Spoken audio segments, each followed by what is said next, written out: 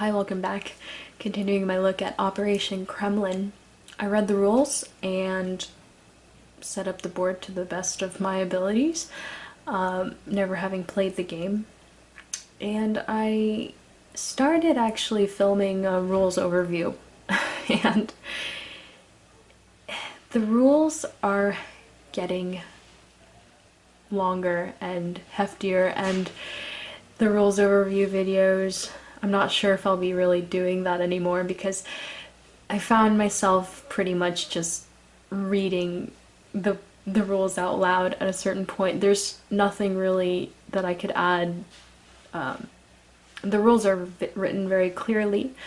They're a bit on the long side, and but they're very pleasant. There's additional designer notes embedded within the rules that help you understand what certain abstractions represent. And you can find these rules easily on the Decision Games website, and you can also find any changes suggested by the designer to balance the game on the Consim World website. So I suggest you do that if you're interested in the details. Other than that, really all I think I really want to do is just give you a gist and maybe details as we come across them during the play. So one thing I'll state is that the zones of control are rigid but not locking and inactive, just like we saw in the Argus beginning.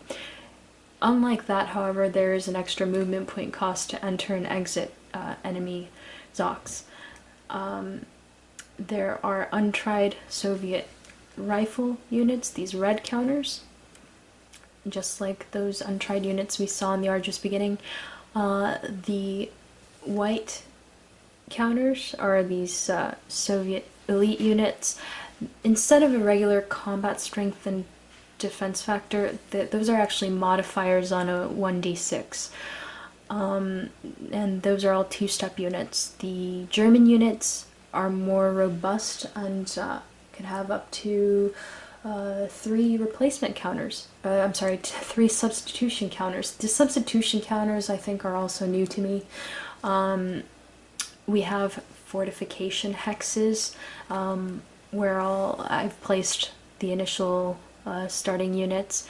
The Soviet units are placed on the hexes with the corresponding NATO symbol on them. The Germans have a little bit more flexibility about where to start. They can start basically anywhere, any unit, anywhere along their front line, along these German fortification hexes, or behind that line. Germans have only one supply source hex, the city of Vyazma. 2 of the cities start under German control and in overland supply. These 3 hexes here make up the German supply source head, and if the Soviet player is able to control, meaning enter any of those hexes at any point during the game, it's an immediate automatic victory for the Soviet player. Otherwise, victory conditions are that the German player is trying to achieve 9 victory points or more at the end of game turn 20, the last turn. Each of these city hexes, these black and yellow hexes that they both control and have an overland supply back to Vyazma, are considered conquered. There are 9 of these individual city hexes, so really, theoretically, they need not enter Moscow itself, but if you look over here, Moscow is a huge cluster. Each one of those hexes would be a victory point. They're probably going to do what they can to drive in that direction, and especially since all these other smaller cities are spread out, and it's probably easier said than done to control all of them and have them in overland supply at the end of the game. We have additional units over here, Soviet units 1 in Tula, and a couple of elite units around that area as well. There's a look at all of the substitution counters as well as the control markers to indicate, to help keep track of the status of these fortification hexes and city hexes. The fortification hexes, once an enemy unit enters your fortification hex, it's considered destroyed and can never be rebuilt, and you just ignore any fortified benefits and just take into account the natural terrain of that hex. There are a bunch of these reinforcements on the turn track, mainly Soviet, mainly in the first 4 turns, although a player at their own discretion can choose to delay entry of these units. There are these yellow units as well. Those are Axis satellite units. There's a Hungarian, Italian, and Romanian one. And the Soviet dead pile starts out with 3 untried Soviet rifle units and a dead shock army. And the Germans receive no replacement points during the course of the game, but the Soviet player receives, according to the newest changes in the rules, they receive, generally speaking, 1 rifle and 1 elite replacement point. On every odd-numbered turn, however, they receive 2 of each, and that can be used to place units back on the map from the dead pile, or to flip, strengthen previously reduced units. Again, these are single-step units. Those are 2-step units. And there are a couple of these special Soviet units, the Cavalry Corps and the Engineer Army. They're black on red. The Cavalry Corps units can, well, these units are the only units that can stack with rifle or elite Soviet units. They can't stack with each other, and you can't have 2 of each in a hex, however, and if a cavalry corps is ever in the dead pile, for each such unit, you roll a d6 during the replacement phase, and for every 1 that you roll, you can freely replace a cavalry unit. However, if an engineer army is eliminated, it can never be replaced.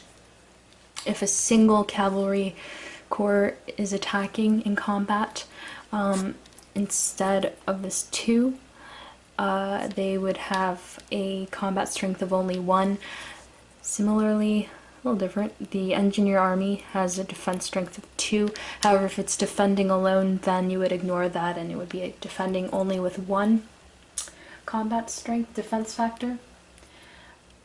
And there are these weather markers. You start out with dry weather conditions, but that can range from dry, rainy, muddy, frost, and snow.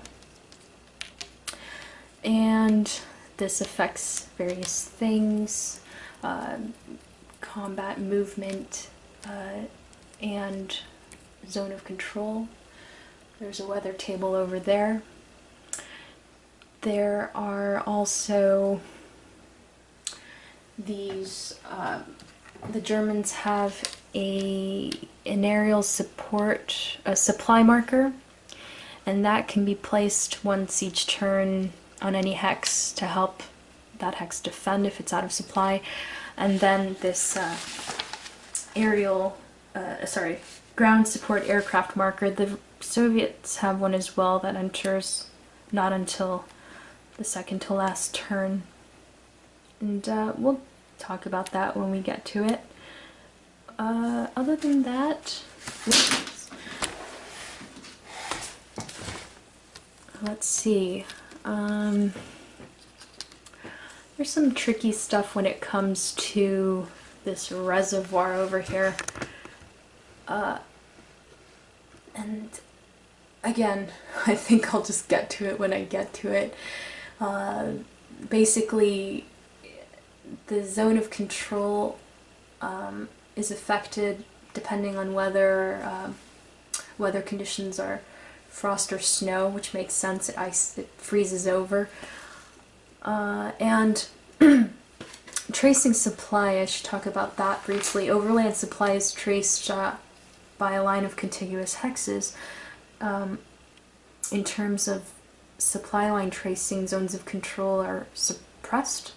So as long as you have a friendly unit occupying an enemy zone of control that would otherwise block your line of supply, the line of supply could be traced through that hex.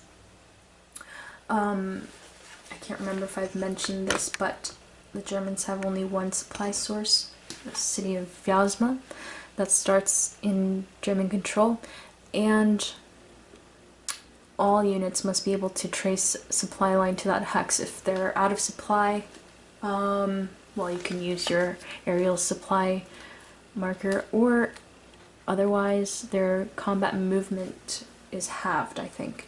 For Soviet units, however, there's this north and south supply zone line, and units north of this line must be able to trace a supply line to a supply source hex that's also north of the line, and that line must all be contained within the northern part of the map. And then the same goes for the southern units in the southern supply zone. There's an optional rule that allows Soviet reinforcement units to and replacement units to enter the map instead of in a friendly controlled supply source hex. They can instead enter in a friendly controlled city hex that's not in an enemy zone of control, I think. I'll probably use that as well. It said it was an optional rule, but I'm guessing it doesn't seem too hard to incorporate. And that is pretty much the gist of the game. I think we've placed mainly most of our German mechanized units here in the center of the line, and a few here below. Hoping to break through and move along this clear terrain toward Moscow. We'll see how it goes. It's unpredictable, as neither player knows the combat strength and defense strength of these untried rifle units.